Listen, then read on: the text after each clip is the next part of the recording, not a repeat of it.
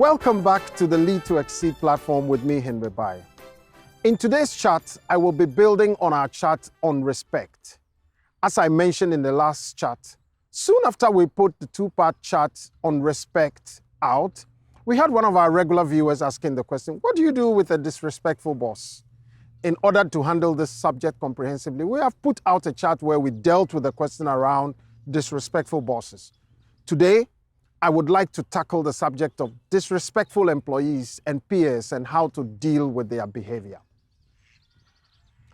Employee and peer disrespect, again, is any behavior by the employee or peer which are inappropriate and unethical. Employee or peer disrespect can take the form of gossiping, verbal abuse, loud tones, bullying, any of these. Disrespect can be hurtful and can lead to stress for those at the receiving end and for other people in the organization. Disrespect may also take the form of just sarcasm and cynicism about everything other people say or do. Such disrespect is also shown in loose and disparaging remarks about people or the company. Employees who are disrespectful may be doing this because they are just by nature disrespectful, or they are driven by their connections with senior or powerful people. They may even use disrespect as a tool to undermine others and make themselves look more important. Sometimes the behavior may be driven by their superior being appointed to a position they wanted to occupy, or their superior is occupying a position previously occupied by someone to whom they had allegiances. Such allegiance can create disrespect, even if there is no justification whatsoever. Now, sometimes when people want your job, they want to diminish you and magnify themselves, and so they will spread misinformation about you or create a negative perception about you. Sometimes they just treat everything from you with sarcasm or even cynicism, just to make anything you do look ridiculous. Others may show disrespect because we have not positioned ourselves in the right way, and so we attract such disrespect. This type of behavior is hurtful and can cause stress for other employees who work in an organization. Such employees can be verbally abusive and leave no chance to belittle other employees by pointing out their insecurities and mistakes. Verbal abuse can include harsh or inappropriate language for other employees, especially for junior positions or interns. In a previous chart on employee disrespect, I showed the 4 kinds of employees: those who are low on respect but high performers, those who are high on respect but low on performance, those who are low on both respect and performance, and those who are both high on respect and high on performance as well.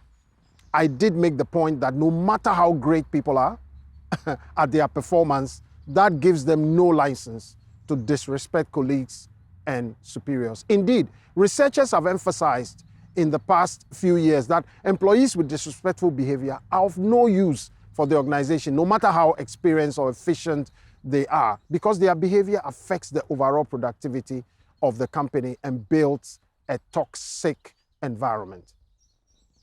Of course, there are practical ways to deal with disrespect from employees and peers, and underlying principles are very similar to those for dealing with disrespectful bosses. The difference is that you'll be dealing with the issue from a place of equivalent authority or even a place of superior authority. So here are a few tips. First of all, seek to make it more difficult to be disrespected, and aim to be a role model when it comes to disrespect for peers and bosses. I agree that for some people, they show disrespect no matter how much you are respectable.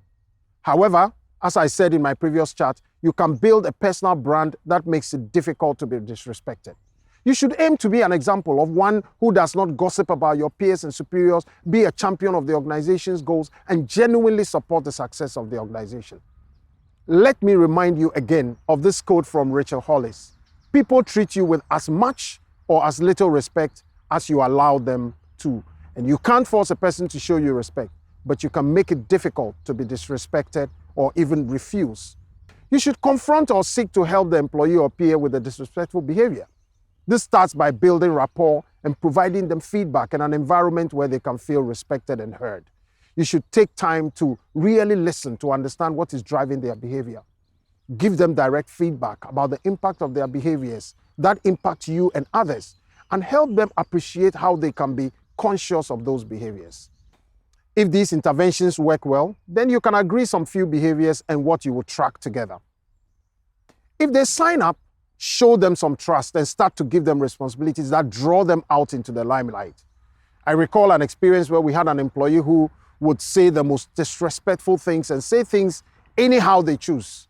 It upset us and upset others and was starting to fester and show up in the culture of disrespect.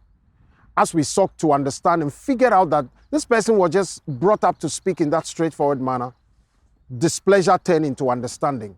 And as feedback was given to this individual and showed that he was a valuable member of the team and his actions were being watched by others, he became more conscious and even started to show leadership. With subordinates, there should also be a line that is not to be crossed. If all the interventions don't work, you should take them through disciplinary action if there are clear processes around how this can be done in the organization. With peers, if disrespectful behavior continues after you attempt to confront it, then report it through the right channel. Alice Miller has said, disrespect is the weapon of the weak. This means disrespect is not to be honored, accommodated, or allowed to fester in any organizational or societal situation. So don't let anyone get comfortable disrespecting you. As I bring this chat to a close, as always, do you have a leadership question that you would like answered? Have you heard anything in this video that has triggered a question on your mind? Or is there any thoughts you would like us to explore some more? If you answered yes to any of these questions, then shoot the questions at us and give us some suggestions via this channel or the email on the screen. And don't forget to like, comment, share, and subscribe to this channel. Also hit the notification or bell button so that every time we put out content, you will be the first to know. This has been me, Henry Baye, on the Lead2Xceed channel. Lead2Xceed, inspiring leaders, multiplying impact.